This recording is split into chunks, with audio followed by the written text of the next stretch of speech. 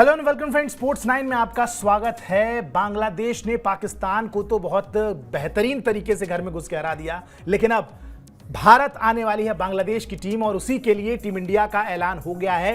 पहले टेस्ट के लिए अभी केवल ऐलान हुआ है। 16 मेंबर का एक स्क्वाड बना है। इसी स्क्वाड को लेके आज इस बुलेटिन में चर्चा करेंगे। मेरे साथी दीपेश मौजूद है मेरे साथ। और अब सवाल यह है कि भाई, जो हमने पीछे लिखा भी हुआ है, आप पढ़ सकते हैं कि भाई इतनी ताकतवर टीम की असली कहानी क्या है। मतलब जो अब आप टीम देखते हैं उसके बाद कई सारे सवाल उठते हैं। यही सवालों पे हम चर्चा करेंगे, लेकिन सबसे पहले ब्रेकिंग न्यूज के जरिए आपको बताते हैं कि पूरा मामला क्या है जिसकी वजह से इस बुलेटिन में हम बैठे हुए हैं। यहां पे देखिए, सबसे पहले टीम इंडिया के सभी बड़े नामों की वापसी हो गई है। पहले टेस्ट मैच के लिए बांग्लादेश की सीरीज के लिए भारतीय टीम का ऐलान हुआ है। सेलेक्टर्स ने फुल स्ट्रेंथ वाली भारतीय टीम चुन ली है और फुल स्ट्रेंथ टीम चुने जाने के पीछे दो बड़ी वजह सामने आती है। एक वजह यह है कि बांग्लादेश को कोई मौका देने के मूड में नहीं है भारतीय टीम। जाहिर सी बात है, ये टेस्ट मैच जो है ये वर्ल्ड टेस्ट चैंपियनशिप के फाइनल में जगह बनाने पर भारतीय टीम की नजर है और उस रास्ते में ये मैच को जीतना बड़ा इंपॉर्टेंट होगा। भारतीय टीम बिल्कुल कोई भी इसमें कहते हैं ना कि कोई भी चीज छोड़ना नहीं चाहती है, नो स्टोन अनटर्न, और उस तरीके से भारतीय टीम ने फुल स्ट्रेंथ के साथ टीम का ऐलान किया है पहले टेस्ट मैच के लिए।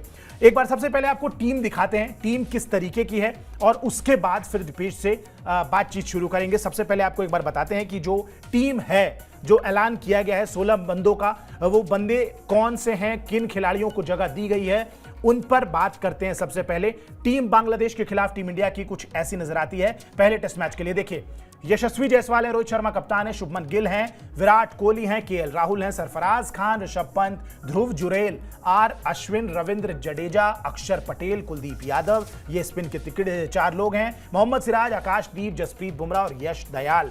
मतलब ये पहले टेस्ट मैच के लिए टीम चुनी गई है। बहुत सारे नाम हैं जो ऐसा लगता है कि इसमें से गायब है, बहुत सारे नाम हैं जिनको मौका भी दिया गया है।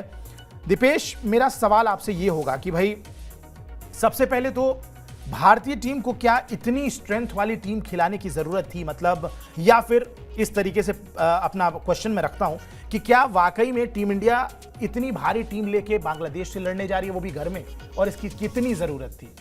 जरूरत थी, मैं मानता हूं इसलिए जरूरत थी क्योंकि ये बांग्लादेश की टीम वो बांग्लादेश की टीम नहीं है जिसको आप पहले कमतर आंक सकते थे या फिर हल्के में लेके खेल सकते थे, स्पिनर्स पे रिलाय करके खेल सकते थे। अभी एक टीम थी पाकिस्तान की जिन्होंने अपने फास्ट बॉलर्स पे रिलाय किया था इनके अगेंस्ट भिड़ने से पहले कि नहीं, हम फास्ट बॉलिंग विकेट्स पे इनको हरा देंगे, बड़े आराम से, हमारे 4 फास्ट बॉलर्स हैं, हम किसी भी तरीके से इन पे काबू पा लेंगे।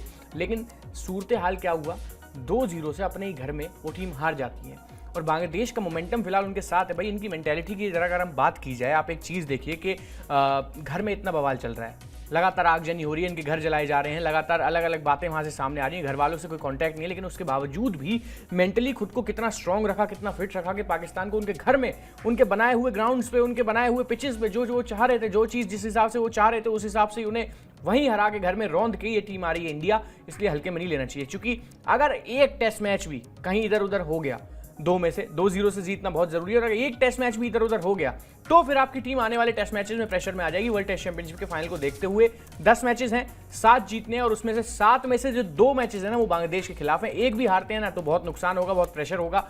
इस वजह से ये टीम इंडिया इतनी स्ट्रांग खिलाई जा रही है इस टेस्ट मैच में। बिल्कुल जी, खिलाई जा रही है इस टेस्ट मैच में भारतीय टीम जो है। और सीनियर खिलाड़ियों को क्यों चुना गया है? मतलब ये जो टीम है, सीधा सीधे शब्दों में अगर आप कहें तो आपको ये लग सकता है कि भाई मोर और लेस यही टीम ऑस्ट्रेलिया जाएगी दीपेश।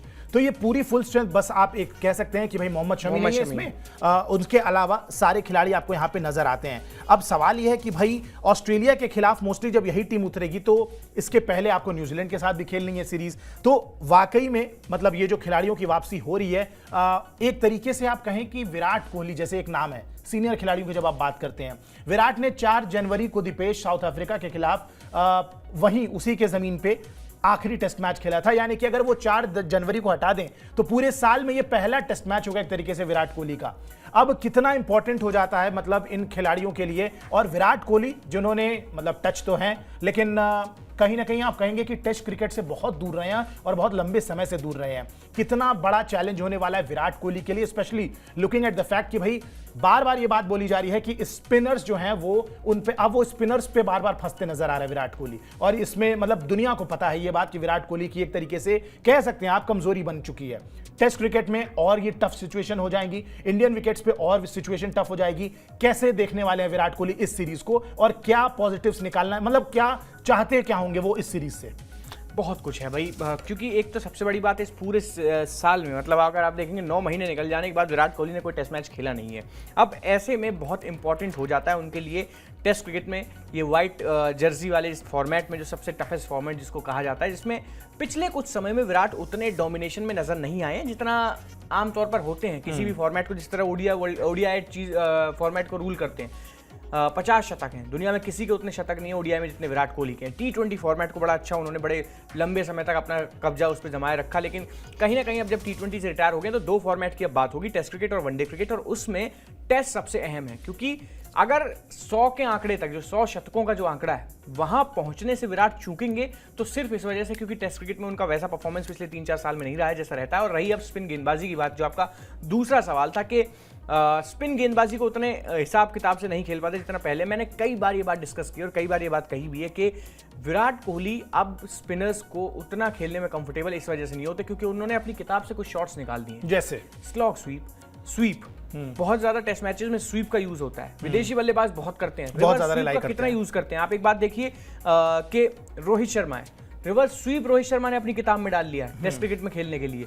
ऋषभ पंत कितना स्वीप का यूज करते हैं। स्पिनर्स के अगेंस्ट अगर आपको रन बनाने और फ्लुएंटली बनाने, आराम से बनाने, क्योंकि इतने टर्निंग ट्रैक पे आप हर बार टप्पे तक नहीं पहुंच पाओगे, कई बार आपका पैर आगे पीछे रह जाएगा, कई बार आप आगे की गेंद को पीछे खेल जाएंगे। एक आंकड़ा अगर निकाल के देखा जाए कि विराट कोहली कितनी बार एलबीडब्ल्यू या बोल्ड हुए हैं स्पिनर्स पे पूरे पिछले 3-4 साल में, तो आपको सबसे ज्यादा नंबर मिलेंगे एलबीडब्ल्यू के, तो सबसे ज्यादा मिलेंगे। एलबीडब्ल्यू कोई खिलाड़ी क्यों होता है, या तो आगे की गेंद को पीछे खेल जाता है, पीछे गेंद को आगे खेल जाता है, इसी वजह से होता है। और शायद इसी वजह से जो ये शॉट्स उनकी बुक से कुछ निकले हैं, क्योंकि पिच पे पहुंचने की बहुत कोशिश करते हैं, उस चक्कर में गेंद कई बार टर्न होता है, लगता है पैर वैर पे इधर लगता है, या फिर किसी आगे की गेंद को जिसको आराम से स्लॉग स्वीप बना के खेल सकते हैं, इतना विकेट्स में घुस जाते हैं कि पीछे एलबीडब्ल्यू का चांस बन जाता है। तो इस वजह से मैं मानता हूं कुछ जो खैर विराट कोहली बीइंग विराट कोहली, उनको मेरे से ज़्यादा समझ में आती होगी कि उनकी दिक्कतें क्या हैं, किस वजह से इतना फंबल, इतना स्ट्रगल कर रहे हैं, और जितनी जल्दी इस चीज़ का तोड़ ढूंढ लें, क्योंकि माने या ना माने कहीं ना कहीं हर हाल में अपने करियर के एंड में ही चल रहे हैं। अब वो चीज़ नहीं हो सकती कि सीखने का बहुत समय है उनके पास, जो करना होगा जल्दी करना होगा, जल्दी तोड़ निकालना होगा। भाई रूल किया है क्रिकेट के ऊपर, ICC player cricketer of the decade थे 2020 के, 2010 से लेकर 20 के बीच में 10 साल रूल किया है क्रिकेट के ऊपर पूर्ण रूप से एकदम। तो ये चीज़ें उनको खुद तोड़ निकालना चाहिए, और निकालेंगे भी, जितना मैं मानता हूँ, जितना मैंने विराट कोहली को कवर किया है, जितना मैं उन्हें जानता हूँ, जिस तरह के वो प्लेयर हैं, जिस तरीके की मेंटालिटी उनकी है, वो 4 चीज़ें उनके साथ चलती हैं। तो ये मैं चाहूंगा, मतलब 100 के आंकड़े तक अगर 90 शतक भी विराट कोहली को करने हैं अगले 2 साल में, तो उसके लिए टेस्ट फॉर्मेट को डोमिनेट करना होगा, एटलीस्ट जो रूट की तरह। बिल्कुल जो रूट की तरह करना होगा इसमें। और ये हम क्यों कह रहे हैं ये भी आपको बताते हैं, ग्राफिक्स दिखाइए विराट कोहली वाले, उसके बाद बताते हैं कि भाई क्यों ये चर्चा मैंने की, या क्यों ये मैंने सवाल दीपेश से पूछा। विराट कोहली क्रिकेट से दूर रहे, कोई बड़ी बात नहीं है, उन्होंने ब्रेक लिए हैं, लेकिन क्यों ये बात हम टेस्ट क्रिकेट को लेकर कह रहे हैं। ग्राफिक्स प्ले करिए, फिर बताते हैं कि क्या है पूरा मामला विराट को लेके। देखिए असल में विराट को लेके ये तमाम सवाल इसलिए उठ रहे हैं क्योंकि बांग्लादेश सीरीज में विराट कोहली की वापसी हो रही है, और वापसी कहां हो रही है? साउथ अफ्रीका के खिलाफ आखिरी टेस्ट मैच खेला था जो मैंने आपको बताया 4 जनवरी को। उसके बाद से कोई टेस्ट मैच उन्होंने अभी तक खेला नहीं है, और इसीलिए सवाल उठ रहे हैं। भारतीय टीम ने 5 मैच का एक इंग्लैंड टीम ने इनफैक्ट भारत का दौरा किया था, लेकिन उसमें विराट कोहली नहीं थे, उनका सेकंड चाइल्ड हुआ था और उसमें वो फैमिली टाइम स्पेंड कर रहे थे, इसलिए पूरी सीरीज से वो बाहर थे। और वहां पे उसके बाद से भारतीय टीम ने खुद ने भी बहुत ज्यादा टेस्ट मैच खेला नहीं, क्योंकि T20 वर्ल्ड कप था और सारी चीजें थी। इन सब के बीच में अब जाके लगभग ऑलमोस्ट आप कह सकते हैं कि साल के 9वें महीने में आके विराट कोहली पहला टेस्ट मैच खेला, और ऐसा अमूमन उनके पूरे करियर में लंबे चौड़े बहुत कम देखने को मिला है। और इसीलिए ये बार बार बात उठ रही है कि विराट कोहली को कितना बड़ा चैलेंज फेस करना पड़ेगा। ये माहौल इसलिए भी बन रहा है दीपेश क्योंकि फैब 4 की चर्चा आजकल बहुत ज्यादा बढ़ गई है। अगर आप देखें जो रूट जिनकी आपने अभी थोड़ी देर पहले बात की, लगातार पिछले 2 साल में 16 शतक मार चुके हैं लगभग, लगभग 16 शतक पिछले 2 साल में मार चुके हैं। ठीक है, आप बहुत सारे सवाल कर सकते हैं, तर्क दे सकते हैं कि जो रूट ने इंग्लैंड में रन बनाए हैं, अपनी जमीन पे रन बनाए हैं, इंडिया में आके रन बनाए, विराट कोहली के 12 अवे शतक से जो रूट के केवल 6 हैं, लेकिन इसके बावजूद जिस तरीके से टेस्ट क्रिकेट को डोमिनेट किया है, शायद आप यही कोशिश करेंगे, यही आप चाहते हैं विराट कोहली से as a fan, as a cricket player, कि वो भी इस तरीके से डोमिनेट करें, specially looking at the fact भारतीय टीम को दीपेश अगले 1 साल के अंदर 16 टेस्ट मैचेस खेलने हैं। यहां से विराट कोहली की अवेलेबिलिटी और उनका फॉर्म कितना बड़ा कंसर्न है भारतीय टीम के लिए, क्योंकि 16 टेस्ट मैचों में अगर आपको डोमिनेट करना है, स्पेशली अवे गेम्स में, तो विराट कोहली का होना बड़ा जरूरी है फॉर्म में। और जो रूट जिनसे बार बार कंपैरिजन हो रहा है, फैब 4 को दोबारा से उजागर कर दिया गया है, केन विलियमसन भी अच्छे टच में नजर आ रहे हैं, स्टीव स्मिथ का भी थोड़ा सा ऑफ रहा है, लेकिन अगर विराट को, और स्पेशली अब जब T20I फॉर्मेट छोड़ दिया है, तो अब एक्सपेक्टेशन होंगी उनसे अगले 16 टेस्ट मैच में एटलीस्ट उनको, आप कितने सेंचुरीज देख रहे हैं एटलीस्ट विराट कोहली से? भाई सबसे पहले तो वर्ल्ड टेस्ट चैंपियनशिप के फाइनल से पहले ही 10 टेस्ट मैच हैं मेनली जो ये खेलने, 2 हो गए बांग्लादेश के, उसके बाद फिर 3 खेलने न्यूजीलैंड के अगेंस्ट, 5 खेलने ऑस्ट्रेलिया के अगेंस्ट, 5 और 3 8 8 और 2 10 में से 7 जीत रहे हैं। 10 में से चलो हर मैच में हम नहीं मानते कि विराट कोहली को दूसरी पारी में बल्लेबाजी करने को मिलेगा, क्योंकि कई ऐसे टेस्ट मैचेस होंगे जो हमको घर में खेलने, कितने टेस्ट मैचेस खेलने, 3 और 2 5 टेस्ट मैचेस घर में खेलने। उन 5 में एक आध बार तो ऐसा चांस आएगा जब हम फॉलो ऑन या फिर दूसरी पारी की बैटिंग ही ना करें या कुछ ना कुछ इस तरीके से जीतेंगे, और ये होता है क्योंकि इंडिया डोमिनेट करता है जितना हमने देखा है। और तो उस हिसाब से अगर नहीं भी देखा जाए तो 10 टेस्ट मैचेस की कितनी पारियां हो गई टोटल? 20 पारियां हो गई जिनमें विराट बैटिंग करेंगे। 20 में से 5 या 6 काट देते हैं, चलो 5 काट देते हैं, 15 पारियों में तो बैटिंग करेंगे। क्या विराट कोहली में वो कैलिबर नहीं है कि 15 टेस्ट मैच 15 पारियों में वो 5 शतक एटलीस्ट लगा सके? बिल्कुल लगा सकते, चाहे दुनिया का कोई भी कोना हो। ऑस्ट्रेलिया में कितना डोमिनेट किया उन्होंने, चलो 5 टेस्ट मैच वहां भी खेलने हैं, हर टेस्ट मैच खेलेंगे ही वो, न्यूजीलैंड के अगेंस्ट भी हर टेस्ट मैच खेलेंगे। डोमिनेट तो पूरी दुनिया में किया है ना, आंकड़ा आप उनका कहीं भी उठा के देख लीजिए, हर जगह औसत उनकी 60 से ऊपर ही मिलेगी। तो ये इन चीजों को देखते हुए जो सवाल आपने पूछा कि 16 टेस्ट मैचेस में कितने शतक लगा देखते हैं, पहले इन 10 टेस्ट मैचेस की बात कर लेते हैं जो वर्ल्ड टेस्ट चैंपियनशिप के फाइनल से पहले हैं। उसके बाद वर्ल्ड टेस्ट चैंपियनशिप के फाइनल में अगर टीम इंडिया पहुंचते हैं, 2 पारी वहां हो गई, करीब 16 से 17 पारियां हैं अगले 1 साल में। उन 16-17 पारियों में 8-9 शतक या 7-8 शतक या 6-7 शतक, 5 से 6 शतक बनाना है तो कोई बड़ी बात नहीं। और अगर वो अपने टच में आ गए तो उसके बाद तो ऑलमोस्ट झाड़ू लगा देंगे, फिर तो हाथ में झाड़ू पकड़ाओ बस शतक ले लो उनसे, वो वाला सीन होता है। भाई ओडीआई वर्ल्ड कप में हमने क्या देखा है, बिल्कुल आए दिन हर मैच में कि विराट है शतक। 50 जो फाइनल था अहमदाबाद में इंडिया ऑस्ट्रेलिया का, 50 तो वहां भी कर लिए थे, बिल्कुल 100 की तरफ ही जा रहे थे, जबकि कितनी मुश्किल विकेट थी उस टाइम भी। तो ये तो कहने की बातें हैं कि कंडीशंस हैं, स्पिन गेंदबाजी है, फास्ट है, पिच वैसी है, ऐसी है, सब यहाँ का गेम है। और यहाँ विराट कोहली इस मामले में कितने स्ट्रांग हैं, उन्हीं का कोट है जो हम लगातार जिसके बारे में बात करते रहते हैं कि अगर 50,000 लोग भी स्टेडियम में मौजूद है और उनको लगता है कि मैं ये नहीं कर सकता है मैच, हम नहीं कर जीत पाएंगे, वहां मैं खुद को बैक करूंगा कि नहीं हम करके दिखाएंगे। किया है, बिल्कुल किया है, बिल्कुल 50,000 तो बहुत छोटा आंकड़ा है, 85,000 बैठे थे मेलबर्न में जब वो 2 छक्के सामने लगाए थे। तो ये है, ये इस खिलाड़ी के साथ थोड़ा सा सीन है, मेंटेलिटी बड़ी टफ है, और शायद इसी तरीके से खुद को बैक करने के लिए जो स्पिन की बार बार बात हो रही है कि स्पिन पे फंस रहे हैं, स्पिन पे, सुनने में कितना अजीब लगता है कि 17 साल क्रिकेट पर राज करने के बाद हमारा इतना बड़ा बल्लेबाज स्पिन के आगे फंसेगा, वो भी इंडियन कंडीशंस में।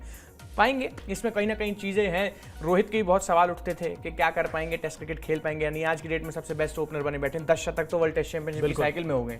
तो ये कहीं ना कहीं ये प्लेयर्स हैं, ये जानते हैं, इतने बड़े प्लेयर्स हैं कि इनकी गलती निकालना हमारा काम हो ही नहीं सकता। हम तो बस एक जो आंकड़े हैं वो प्रकट कर सकते हैं, बता सकते हैं इस बेसिस पे कि हाँ ये दिक्कतें हो रही हैं, और उनका सोल्यूशन उनके दिमाग में हमसे ज्यादा ही है। चलिए, लेकिन बार बार इस सीरीज की बात क्यों हो रही है, और जब टीम इंडिया का ऐलान हुआ उसके बाद से ही ये चर्चा गर्म है। पहले ग्राफिक्स दिखाइए, फिर बताते हैं कि टीम इंडिया ने ये तैयारी क्यों शुरू कर दी है, या इस टेस्ट मैच के पहले बहुत सारे जो कयास लग रहे थे वो क्यों नहीं हो पाए हैं। ग्राफिक्स प्ले करिए, उसके बाद बात करते हैं। देखिए, ऑस्ट्रेलिया दौरे से पहले टीम इंडिया की एक गंभीर तैयारी शुरू हो गई है। मोहम्मद शमी को छोड़कर लगभग यही टीम है जो दीपेश ऑस्ट्रेलिया जाने वाली है, ये बात क्लियर है। ऑस्ट्रेलिया में 5 टेस्ट मैच की सीरीज भारत खेलेगा। बॉर्डर गावस्कर ट्रॉफी है इस साल भारत की सबसे बड़ी चुनौती, इसमें तो कोई दो राय है नहीं। 5 टेस्ट मैच ऑस्ट्रेलिया में, ऑस्ट्रेलिया के सामने खेलना है आपको, इससे बड़ी चुनौती टेस्ट क्रिकेट में क्या हो सकती है। और अगले 1 साल में 16 टेस्ट मैच टीम इंडिया को खेलने हैं। दीपेश, सवाल यही है कि अगले 1 साल में 16 टेस्ट मैच खेलने हैं, यानी कि आपको इसमें अवे दौरे के लिए, जो आपको भारत से बाहर दौरे हैं, उन दौरों के लिए आप पूरी तरीके से तैयार होना चाहते हैं। वहां पे आपको पता है फास्ट बॉलर्स का कंसर्न कितना बड़ा है, फास्ट बॉलर्स की अहमियत कितनी ज्यादा है। एंड फास्ट बॉलर जब मैं बोलता हूं, जसप्रीत बुमराह पे सीधे बात आ जाती है। सवाल यह था इस सीरीज के पहले, टीम अनाउंसमेंट के पहले, कि मोहम्मद शमी तो चलिए पूरी तरीके से मैच फिट नहीं है, इस वजह से बाहर हैं, लेकिन जसप्रीत बुमराह को अभी मौका दे देना टेस्ट में इंडियन कंडीशंस में, क्या जल्दबाजी नहीं है? क्योंकि सवाल यह था कि भाई उनको रेस्ट दिया जाएगा इस सीरीज में, लेकिन पहले टेस्ट मैच में बस उनके नाम का ऐलान किया गया। क्या दूसरे टेस्ट मैच में भी आप बुमराह को खेलते देख रहे हैं? और अगर खेलते देख रहे हैं तो क्या ये भारत के पर्सपेक्टिव से अगले 1 साल में 16 टेस्ट मैच खेलने के पर्सपेक्टिव से एक सही डिसीजन है टीम इंडिया का? नहीं, दूसरे टेस्ट मैच में खेलते हुए नहीं देख रहा हूं, क्योंकि मेनली ये बात लगातार उठ भी रही है कि दूसरे टेस्ट मैच से पहले शायद मोहम्मद शमी मैच फिट हो जाएं, मतलब खेलने के लिए तैयार हो जाएं, और अगर वो आ जाएं तो फिर बुमराह मतलब रेस्ट कर सकते हैं। एक आपको पेस बॉलर चाहिए ना लीड करने के लिए, बाकी तो काम स्पिनर्स ही करेंगे इंडियन विकेट्स पे। लेकिन इतने सारे यंग फास्ट बॉलर्स को आपने 16 लोगों का स्क्वाड आपने चुन लिया है केवल एक टेस्ट के लिए, क्या उनको मौका नहीं दे सकते थे आप इस टेस्ट सीरीज को? क्या आपको इतना कॉन्फिडेंस नहीं है? बांग्लादेश से क्या डर रही है टीम इंडिया? नहीं, डरने वाली बात नहीं यार, लेकिन रिस्क भी क्यों लेना है भाई? उन्होंने कोई छोटी मोटी टीम को हराया क्या? उनके घर में हराया है, सब चीजें क्यों, मतलब फिर बाद में रोने करने से बेहतर है तो अभी खिला लो। ये बात है ना, बाद में फिर वो बात आएगी कहाँ है बुमराह, कहाँ है शमी, क्यों नहीं खिलाया, जब थे तो अवेलेबल क्यों नहीं खिलाया, किस ओवर कॉन्फिडेंस में थी। और भैया दांव पे लगा वर्ल्ड टेस्ट चैंपियनशिप का टिकट, जीतना है इस बार हर हाल में, क्योंकि बार बार 2-2 साल रोहित और विराट अपने आप को चांस नहीं देंगे ना कि नहीं इस बार नहीं तो अगली बार कर लेंगे। इस बार करना है तो करना है, 2 फाइनल हार चुके हैं, तो ये सब चीज देखते हुए सीरियसनेस बहुत जरूरी है, और इस वजह से ही शायद जसप्रीत बुमराह को वापस बुलाया गया है। बिल्कुल जी, इस वजह से बुलाया गया है। लेकिन चलिए आगे बढ़ते हैं और एक और चीज दीपेश से पूछ लेते हैं कि भाई एक खिलाड़ी है, नाम है श्रेयस अय्यर। श्रेयस अय्यर को दीपेश मौका नहीं मिला है। आखिरी बार उन्होंने जब टेस्ट मैच खेला था तो क्या हुआ था, ये सारी चीजें आपको पहले ग्राफिक्स के जरिए बताते हैं, उसके बाद श्रेयस अय्यर पे भी चर्चा करनी जरूरी है। बहुत खिलाड़ी हैं जिनको मौका मिला है, बहुत से खिलाड़ी हैं जिनको मौका नहीं मिला। श्रेयस अय्यर उनमें से एक हैं। दिलीप ट्रॉफी में एक तेज तर्रार अर्धशतक भी लगाया, लेकिन उसके बाद भी उनको नहीं मिला है मौका। बीसीसीआई ने सेंट्रल कॉन्ट्रैक्ट से उनको बाहर किया था और उसी के बाद से वो कंट्रोवर्सी सारी शुरू हुई थी। लेकिन माना गया कि भाई गौतम गंभीर जब से हेड कोच बने हैं उनको वनडे में तो मौका मिला, टेस्ट में भी मिल जाएगा, लेकिन ऐसा हुआ नहीं। टेस्ट से उनको लगातार इग्नोर किया जा रहा है। और इंग्लैंड के खिलाफ जो 5 मैचों की सीरीज हमने घरेलू सरजमी पे खेली थी, उसमें दूसरा टेस्ट मैच वो खेले थे और पहले 2 टेस्ट मैच के लिए टीम का अनाउंसमेंट हुआ था। उसके बाद जब आखिरी 3 टेस्ट के लिए टीम का अनाउंसमेंट हुआ तो उसमें कहीं भी उनका नाम नहीं था और वो दोनों टेस्ट मैच खेले थे, कुछ खास प्रदर्शन नहीं किया था। क्या लगता है दीपेश, मतलब कहां रह गए? क्योंकि एक तरफ केएल राहुल जैसे खिलाड़ी हैं, ऋषभ पंत जैसे खिलाड़ी हैं जो अर्धशतक लगा के टीम में वापस आ जाते हैं, अपनी जगह रिटेन कर लेते हैं। लगभग 600 कुछ दिन बाद, ऑलमोस्ट 2 साल, 1.5 साल, 2.5 साल के आसपास के दिन के बाद रेड बॉल क्रिकेट में ऋषभ पंत की वापसी हो जाती है इसी दिलीप ट्रॉफी के प्रदर्शन पे। लेकिन वही श्रेयस अय्यर अर्धशतक लगाते हैं, तेज अर्धशतक लगाते हैं, लेकिन उनको जगह नहीं मिलती है। सरफराज खान जो फ्लॉप रहते हैं उनको मौका मिल जाता है, अय्यर को फिर भी जगह नहीं मिलती है। क्या रीजन है इसके पीछे? गंभीर के आने के बाद भी उनको मौके क्यों नहीं मिल रहे हैं? और क्या बीसीसीआई ने जो सेंट्रल कॉन्ट्रैक्ट से उनको बाहर किया था उस मुद्दे का कुछ लेना देना है इस टीम सिलेक्शन में? नहीं, ये मौजूदा परफॉर्मेंसेस की बात है, स्पिन नहीं खेल पाए ढंग से। तो अर्धशतक तो उन्होंने लगाया। अर्धशतक तो भाई दिलीप ट्रॉफी में तो एक पारी के दम पे सबको वो नहीं किया जा सकता, आपको थोड़ा लंबे सिनारियो में इस चीज को देखना होगा। मतलब मैं सरफराज खान की आपने सबसे पहले बात करी, भाई उन्होंने इंग्लैंड के अगेंस्ट रन बनाए थे जिस सीरीज में फ्लॉप होकर अय्यर बाहर हुए थे। उस सीरीज में डोमिनेट किया था सरफराज खान ने और वो सीरीज हम जीते थे, उसमें 3 अर्धशतक लगाए थे अपनी डेब्यू सीरीज में, तो क्यों ना मिले मौका। और चलो एक दिलीप ट्रॉफी में वो फेल हो गए, 700-800 रन बनाए उन्होंने पिछले सारे रणजी सीजन्स में, तब जाके उनको एक बार मौका मिला 3 सीजन्स में लगातार डोमिनेट करने के बाद, तो क्यों ना मिले उन्हें जगह। अब रही बात दूसरी कि केएल राहुल उनके ऊपर क्यों इस रेस में आ गई है, मैं बताता हूं उसके पीछे भी एक बड़ी इंटरेस्टिंग वजह है।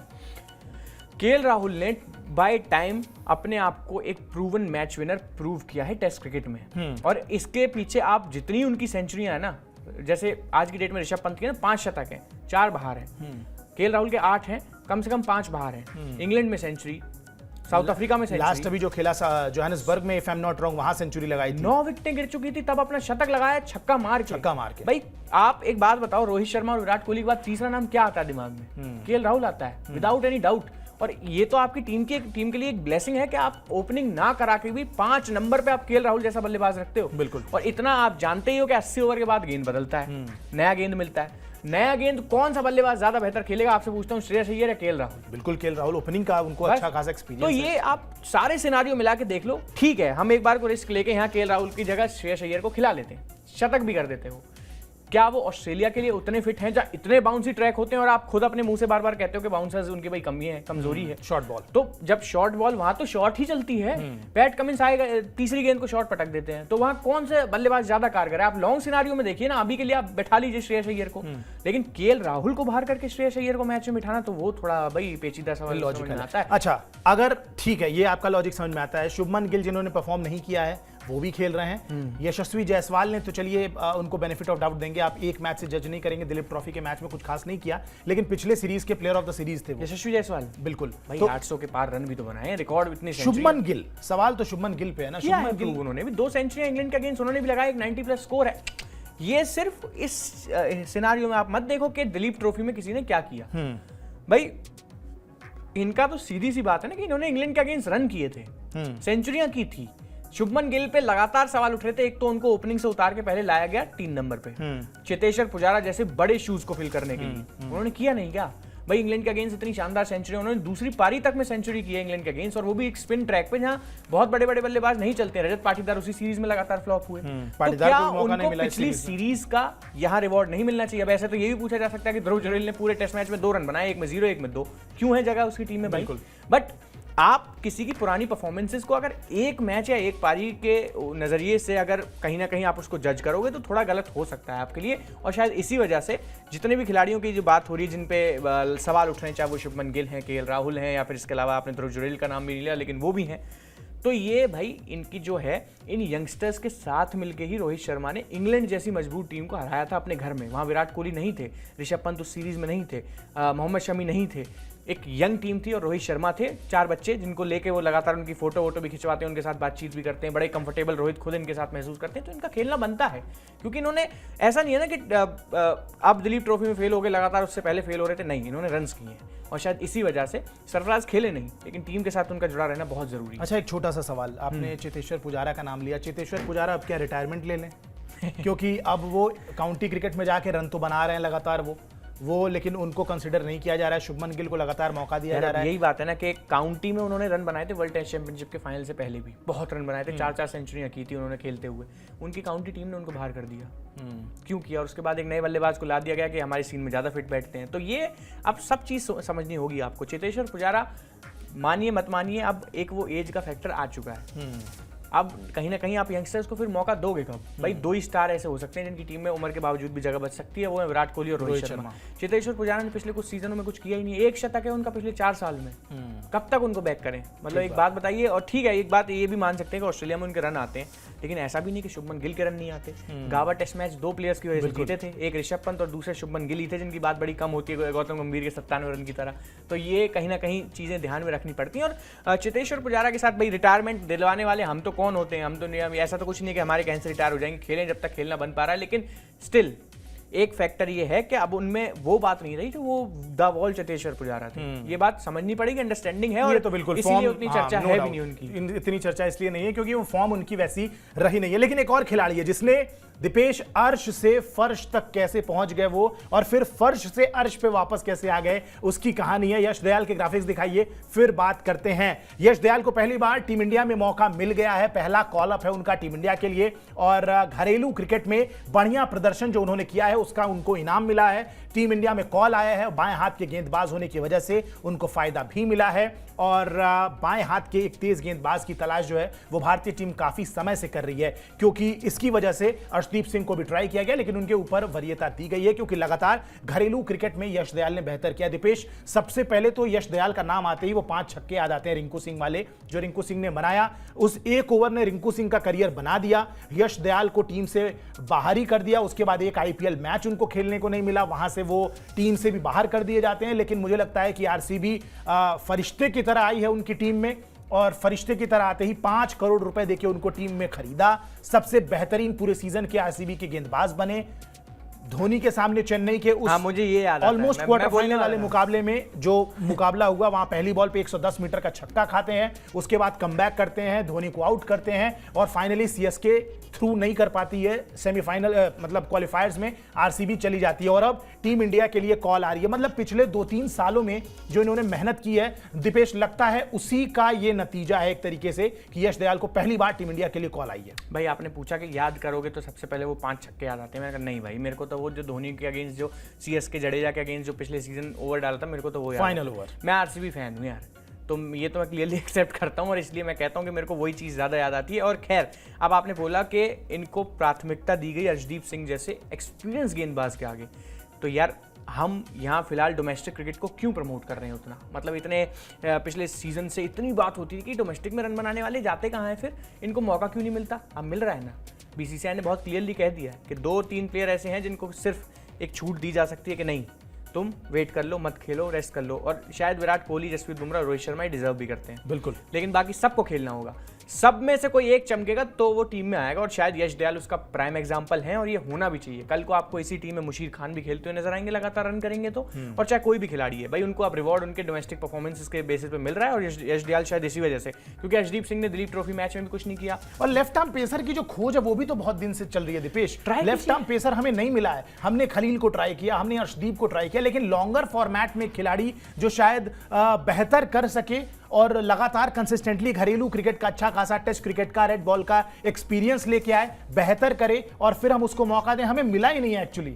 हाँ, ये थोड़ा दिक्कत है। लेकिन मतलब जहीर खान के बाद कौन सा लेफ्ट आर्म पेसर आपको याद है जो इंडिया के लिए खेला है और लॉन्गर फॉर्मेट की अगर मैं बात करूं? नहीं, कोई नहीं। बहुतों को ट्राई किया लेकिन कुछ नहीं बन पाया। यश दयाल में वो क्वालिटीज हैं, बन सकते हैं। अभी इट्स टू अर्ली टू जज, मतलब मैं अभी भी देख रहा हूं, क्योंकि एक टाइम था जब यही सवाल ना किसी ने पूछा था कि मोहम्मद सिराज में वो क्वालिटीज हैं कि वो टेस्ट बॉलर बन जाएंगे, इतने तो रन खाते हैं वो।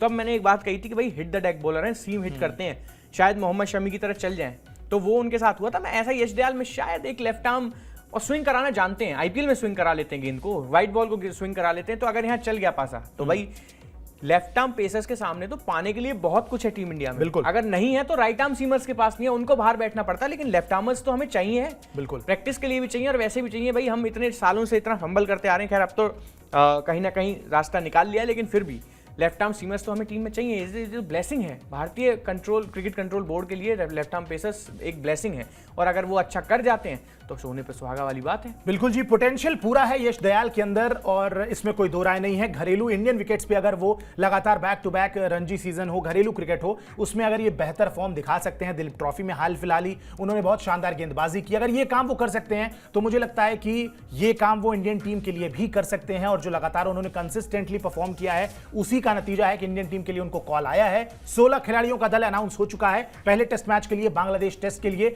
और उसके अलावा एक और टेस्ट मैच है, उसकी टीम अनाउंस होती है, उसमें क्या फेरबदल देखने को मिलेगा ये तो बाद की बात है। लेकिन फिलहाल जो 16 मेंबर्स की टीम है उस पे ये बुलेटिन पूरा था। कैसा लगा आपको ये बुलेटिन कमेंट सेक्शन में बताइएगा, और आप टीम सिलेक्शन से कितने खुश हैं कितने नहीं हैं ये भी राय अपनी कमेंट सेक्शन में रखिएगा। फिलहाल इस ब्रॉडकास्ट में इतना ही। मुझे और मेरे साथी दीपेश को इजाजत दीजिए। आप हमारे साथ जुड़े रहे, आपका बहुत बहुत शुक्रिया। नमस्कार।